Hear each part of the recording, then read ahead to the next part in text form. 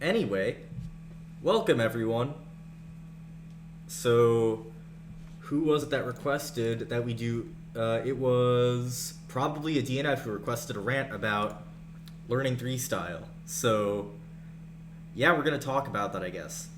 So, to people who have dabbled in it a little bit, I'm sure this will be a pretty well-known idea. But if you aren't aware, the idea behind the so-called algorithms of Freestyle is that they're all commutators that just cycle a few pieces at a time. So, like, we have three corners here, and we just use an algorithm with a very simple and repetitive form. If I can get that in frame, and they have a lot of intuitive elements, and they can like over 95% of cases like the best algorithm for those cases can be described in an intuitive way and can be justified without the need for memorization. So to start off, that already makes the case number not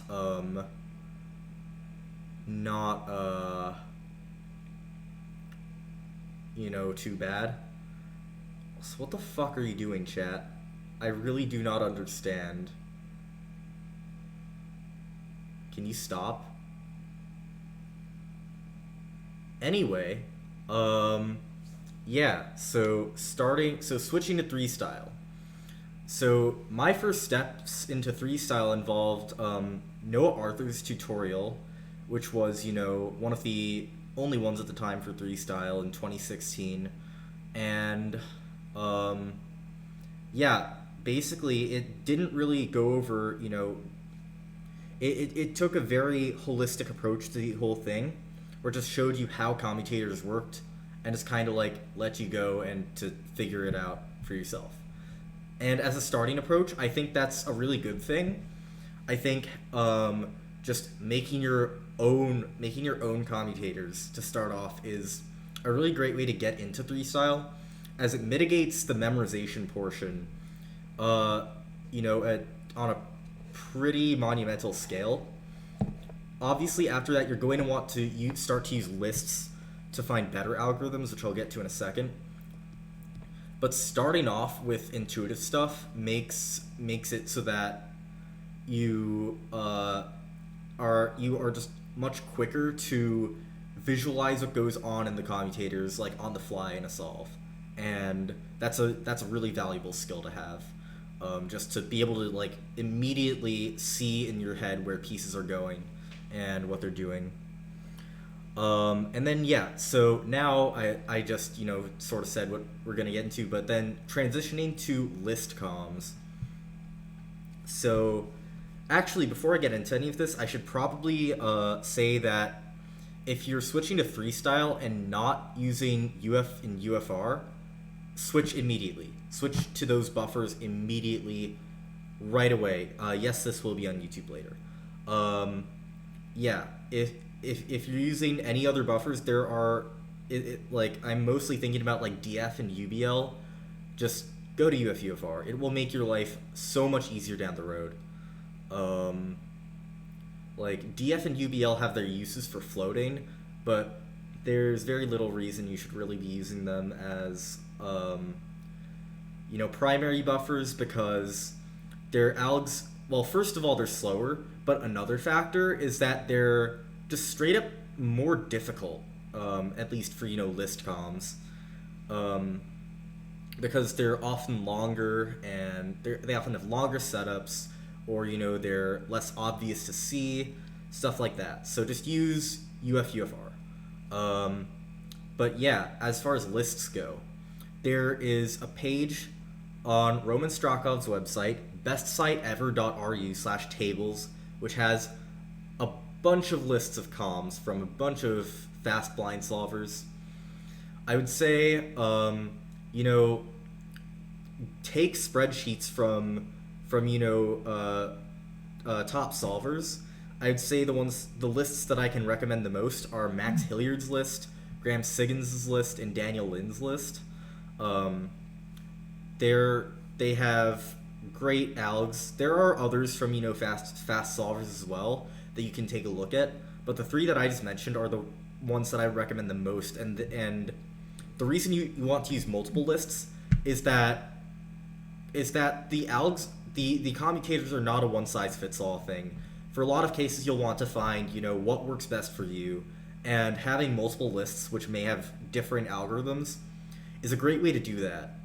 On that note, however, it's important to mention that an alg that's best for you does not necessarily mean an alg that you can finger trick the best in the moment, because Freestyle, the fact that the pieces can be anywhere on the cube means that the movesets are conducive to having lots of moves that are less ergonomic than 3x3, at least at first.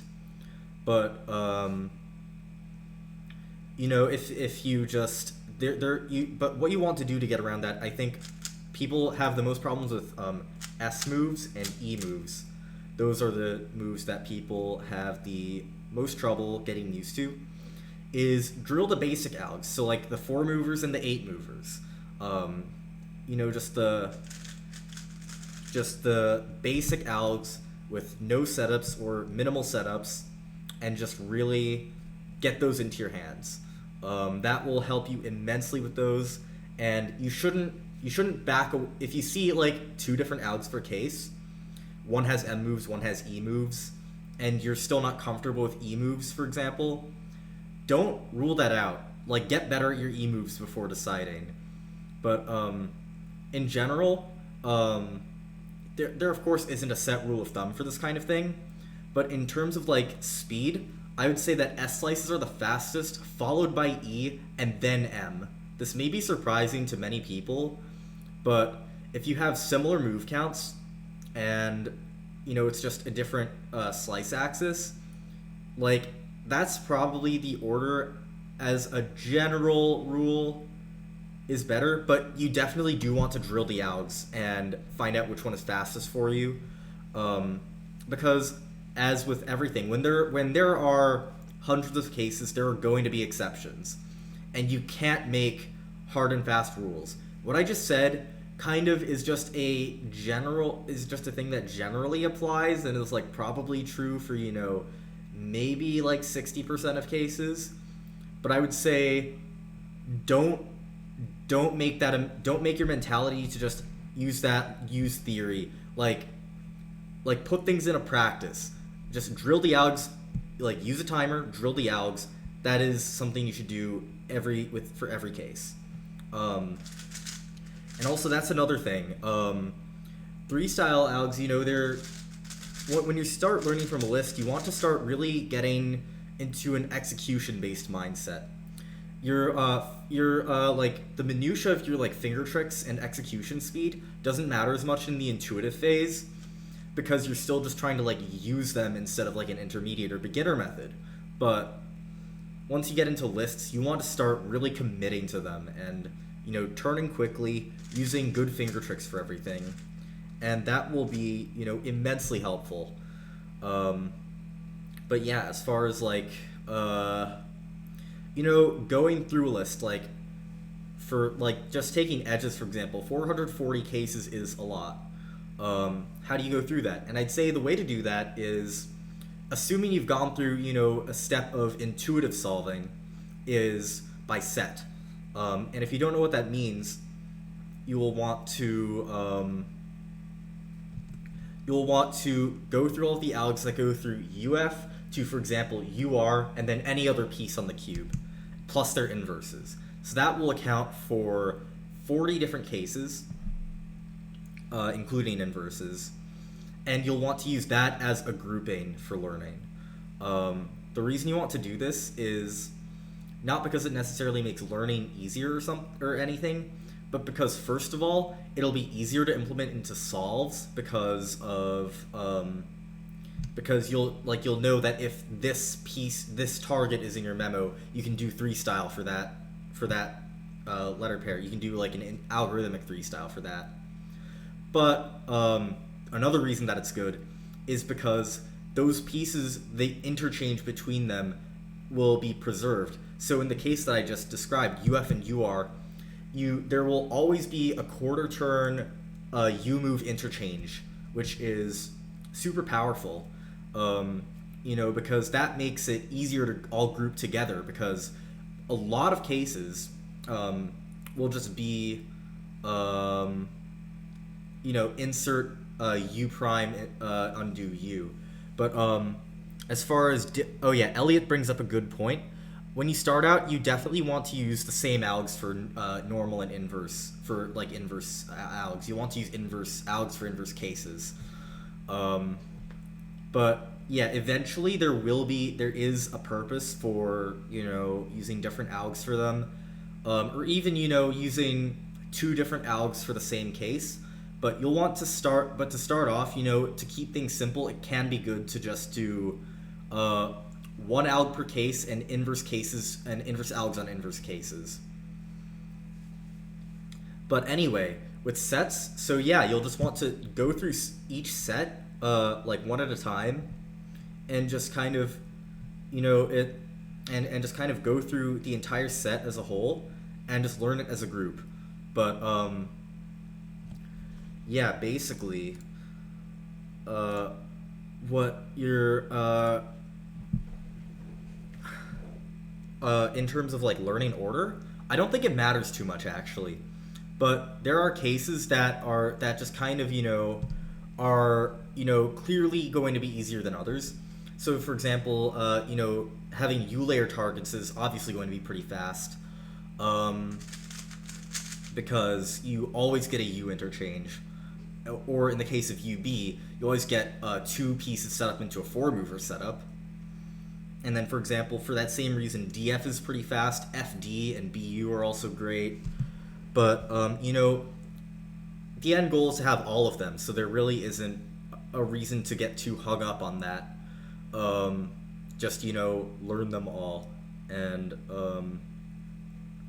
anyway, I guess I don't have too much more to just, like, say from me, but AmCuber's asking, what time should you learn Freestyle?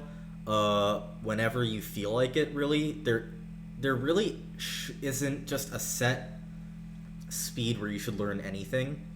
I'd say whenever you feel like you can be comfortable with the concept is when you should do it. But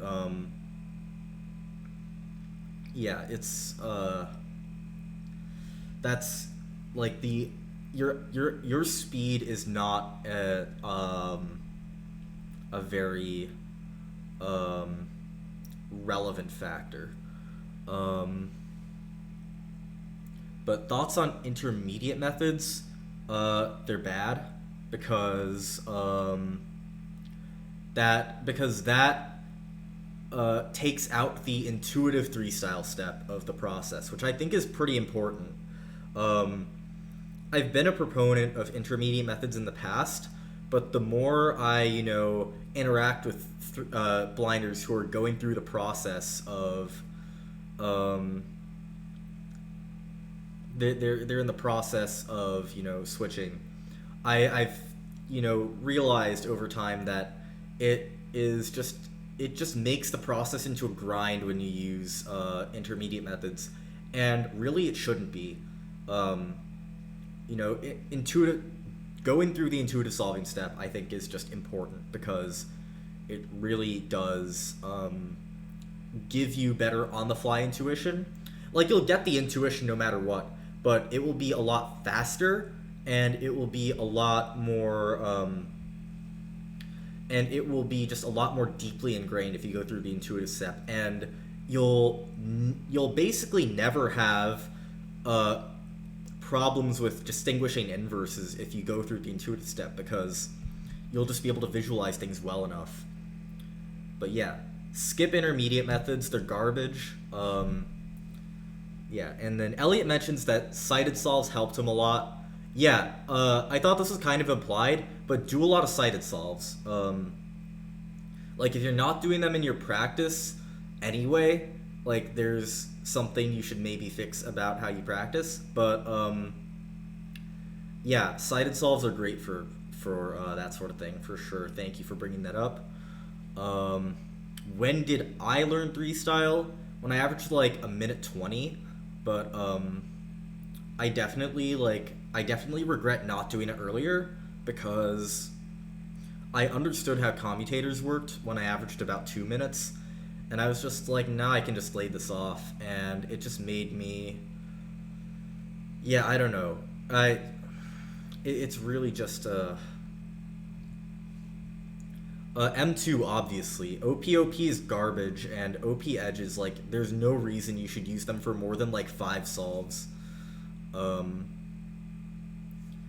yeah, I, I, I cannot and also I just refuse to understand why people stick with OPOP if they're at all serious about speed. Um, like if you just want to learn how to solve blind, then sure, but it's yeah. Anyway, it seems like I've answered most of the questions, but yeah, thank you all for watching. If you are watching this on YouTube, I do these live on Twitch at twitch.tv/scalpel001. But if you can't make these, that's cool. You can sub to me, and you'll get what I consider to be the important ones on YouTube, and it'll be great.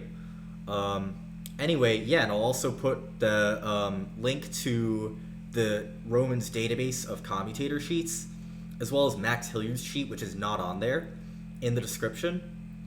And yeah, I hope you all have a great time learning Freestyle if you're, thinking about approaching that. And have a nice day, everybody.